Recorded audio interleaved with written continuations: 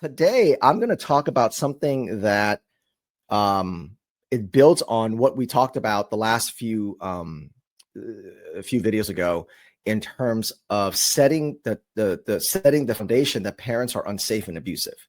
And that's largely set through school counselors, social workers, the mental health apparatus in your K through 12. It's setting the tone that if you as parents don't have the right woke ideology, especially if you don't believe your child can be born in the wrong body, if you don't subscribe to transgenderism, then you are unsafe and abusive. And so what I wanted to show you today is a tool where we show you all the rhetoric that will be used to justify coming after if you're homeschool. Okay, whether you homeschool or you do co-ops, things of that nature. This tool will help you recognize the rhetoric when they are in your state. Coming after homeschool, states like Illinois are already trying to pass bills, of course, like California, and they're always going to be the crystal ball of the rest of the nation, setting the tone that parents don't know, but the public schools know, even though they literally can't teach kids to read at a third grade level. So they have shown how incompetent they are over the last 25 years, especially the last 10, but they want to say, but we know better than the homeschoolers. But that's not the point. The point is that they don't think they can educate your children better. What they can do is they can indoctrinate your children better. That's what they mean. So this profile, he was on X. Obviously, he's an educator. They say he's an educator, artist, pronouns they, them, out of Florida. So right off the bat, you know this is a degenerate. Okay, so let's go through how he talks about parents. And now when you're reading this, okay, I'm just going to read you a few of them. I'm not going to read you every single one, but you can obviously download it and read it for yourself. You'll get the idea just reading a few. I want you to keep this in mind when we're going through this. Don't go, well, yeah, this guy is just one mentally ill degenerate, they, them, transgender freak. That would be a mistake if that's the mindset you have when I'm reading this, his words. While that is true, okay, where that is true, that's exactly what he is, okay? His rhetoric is what the school counselors, social worker, child protective services, foster care system, your superintendents associations, principals associations, school board association, teachers unions, obviously American School Counselor Association, which we just released a big report on them last week. All of them believe what he believes.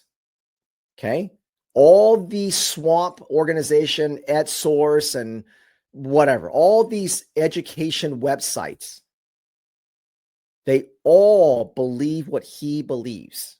I want to be very clear about that. There is not going to be anybody in the ecosystem of K through 12 where when you show them that, they're going to go, that's disgusting. I'm 100% in disagreement with him. Okay. They may not, they may not be as on the nose, depending on where you live and, you know, what district you're in. But and a lot of districts are all that on the nose. Okay.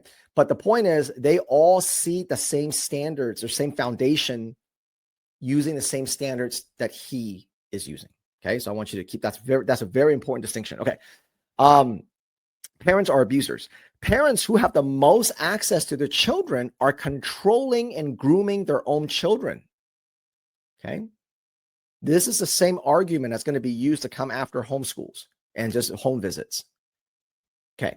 You're wrong. Let's just read through a couple of stuff. You're wrong. The reason kids get groomed and abused is because they don't have safe spaces from their parents. People that are isolated and alone are easy to abuse. You understand that? You see, if you want to homeschool your kids and you want to keep them away from a government institution, it's because you want to isolate your children and they have no one to talk to. Tell parents to stop grooming them and isolating them from their peers. If you don't allow your kids around their peers who are groomed on TikTok and social media, then you're isolating them. That's what he's saying. You're isolating them. Think about who has the most access to a minor, who has the most legal control over them, and who has the biggest motivation to maintain that control. It isn't teachers or drag queens, it's conservative parents. You see, this is how he equates. Drag queens and teachers love your kids and have the best and want the best for them, but not you as a conservative parent if you're teaching your kids conservative values. You're making the assumption that parents are never complicit in abusing or grooming their kids. On the contrary, it's the fact that they have such a privileged legal position in their children's lives that it makes it easier to abuse them. If you have kids and you're legally in charge of them, that gives you all the right in the world. Okay. Sexualized elementary school, comprehensive sex education, pornographic books, drag queen performances, story hours. Elementary students should get comprehensive sex education. There's a correlation between teen pregnancy and STIs and lack of sex education. What he means, he doesn't mean birds and the bees.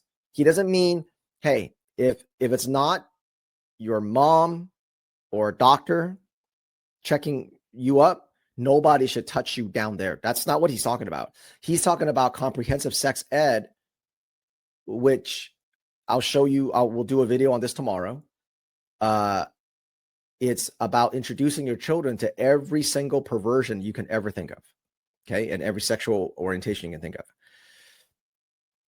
If you're referring to parents paranoid that other people might be grooming kids, and yes, we should be skeptical of TERFs, transphobes, and other hateful bigots that make their children's lives hell in the name of political ideology. The parents are the ones grooming their kids, particularly the ones obsessed with the sexuality of their own children. What he's saying is, if you don't think your child's born in the wrong body, then you're obsessed with that. You're obsessed with your children's sexuality. Just let them be who they want to be. This one's good. It's not a straw man while he goes and does a straw man. It's not a straw man. It's exactly what you are arguing. You think parents should know 100% what is happening. I'm sure rapists will like to know exactly what their victims are saying too. This piece of shit is saying that if you as a parent want to know everything that's being said and taught to your children, it's like a rapist that wants to know what his victim is saying. You don't seem to understand. It is a teacher's job to protect vulnerable students from their abusive parents. Would you tip off some rapists instead of getting the authorities involved? Why violate the trust of a student by being a snitch? Kids should feel safe having some degree of privacy from their parents. If they don't feel safe coming out to their parents, it shouldn't be on the teachers to snitch on them. So you get the point. Minors can consent to medical procedures. Acting like giving teens binders is such a huge problem. Is a hot air. Okay. So I think you get the point here.